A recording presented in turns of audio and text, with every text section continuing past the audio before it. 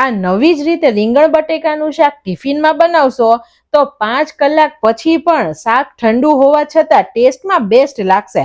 વિડીયોમાં એવી રીત બતાવી છે જેનાથી સવારમાં 10 જ મિનિટમાં આ શાક તૈયાર થઈ જશે.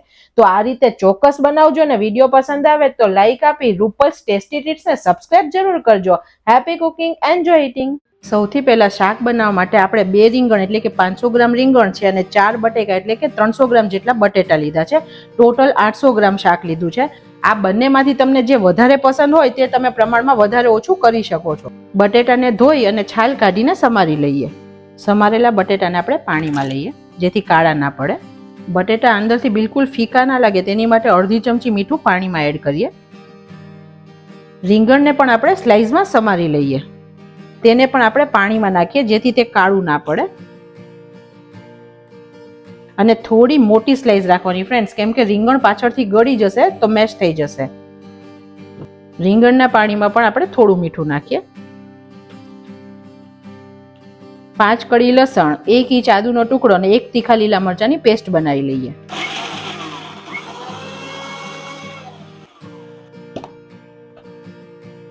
એક પેનની અંદર 5-6 ચમચી જેટલું તેલ લઈએ.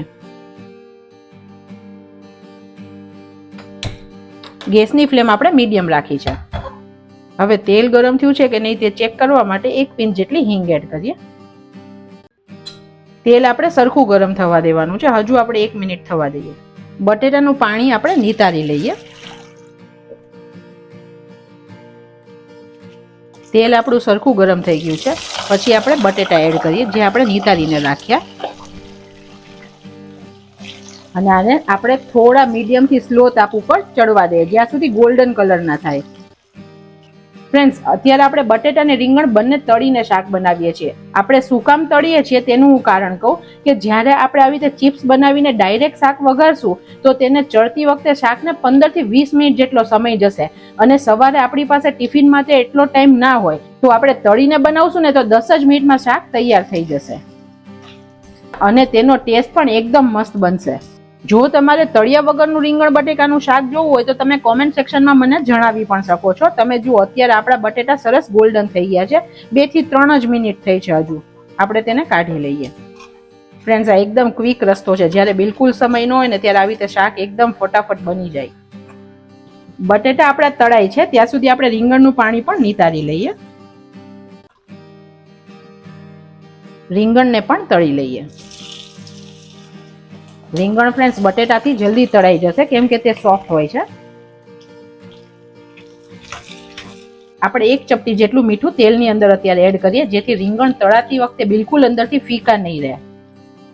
ફ્રેન્ડ્સ, રસોઈમાં આટલી જ નાની નાની બાબતનું ધ્યાન રાખવાનું છે તો આપણી રસોઈ એકદમ મસ્ત બને. રીંગણ પણ આપણા તળાઈ ગયા છે. આપણે તેને કાઢી લઈએ.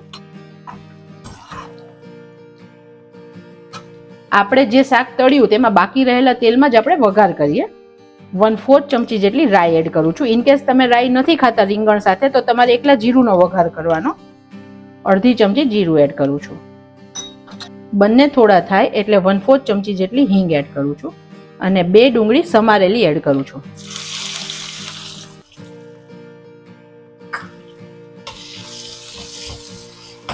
ડુંગળી આપણી ગોલ્ડન થઈ ગઈ છે. પછી આદુ મરચા લસણની પેસ્ટ નાખીએ.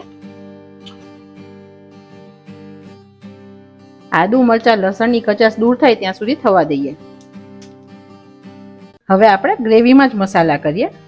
1 ચમચી કાશ્મીરી લાલ મરચું લઈએ છીએ. 1 ચમચી ધાણા જીરું, 1/4 ચમચી જેટલી હળદર એડ કરીએ. અત્યારે બધા મસાલા મેં મસાલિયાની ચમચીથી કર્યા છે. થોડું મિક્સ કરીએ જેથી મસાલાની કચાશ ના રહે. 1/4 ચમચી મીઠું એડ કરીએ. એકદમ સ્લો તાપ રાખ્યો છે જેથી મસાલા બળી ના જાય.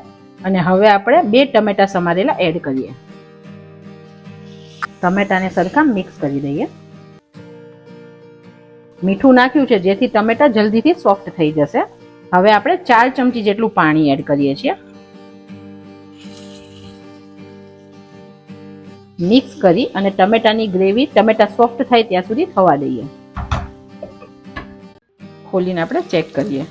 વાવ ફ્રેન્ડ્સ, એકદમ સરસ તેલ છૂટું પડી ગયું છે અને સરસ ટમેટા સોફ્ટ પણ થઈ ગયા છે. એકવાર આપણે હલાવી લઈએ. હવે આપણે બીજા શાકના ભાગના પણ મસાલા કરીએ. બીજું અડધી ચમચી જેટલું લાલ મરચું નાખીએ. હવે આપણે રીંગણ ને બટેટા એડ કરીએ. ગેસની ફ્લેમ એકદમ સ્લો રાખી અને આપણે મિક્સ કરીએ. હવે ફ્રેન્ડ્સ, આ ટાઈમે તમારે ચાખવાનું, તમારા ટેસ્ટે જેટલું મીઠું એડ કરવું હોય તે તમે કરી શકો છો. અત્યારે હું 1/4 ચમચી જેટલું એડ કરું છું. અડધી ચમચી જેટલો લીંબુનો રસ એડ કરીએ. 1 ચમચી જેટલી કસૂરી મેથી હાથેથી મસળીને એડ કરીએ. આનો સ્વાદ ખૂબ સરસ લાગે છે શાકમાં. બધું સરખું મિક્સ કરીએ. તમે તમારા ટેસ્ટ પ્રમાણે મસાલા પ્લસ કરી શકો છો ફ્રેન્ડ્સ. પણ આ શાક એટલું ટેસ્ટી બને છે ફ્રેન્ડ્સ, કોઈ પણ કહે કે આ રીંગણ બટેટા સાદા બનાવ્યા છે, ચાખીને બધાને મજા આવી જશે.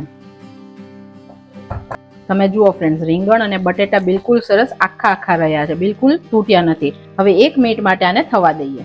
શાક 2 મિનિટ થઈ ગયું છે અને તેલ પણ સરસ છૂટું પડી ગયું છે. આપણે ગેસની ફ્લેમ બંધ કરીએ છીએ અને ઉપરથી કોથમીર એડ કરીએ. અન્નપૂર્ણામાની કૃપાથી ફ્રેન્ડ્સ, બેસ્ટ શાક બનીને રેડી છે.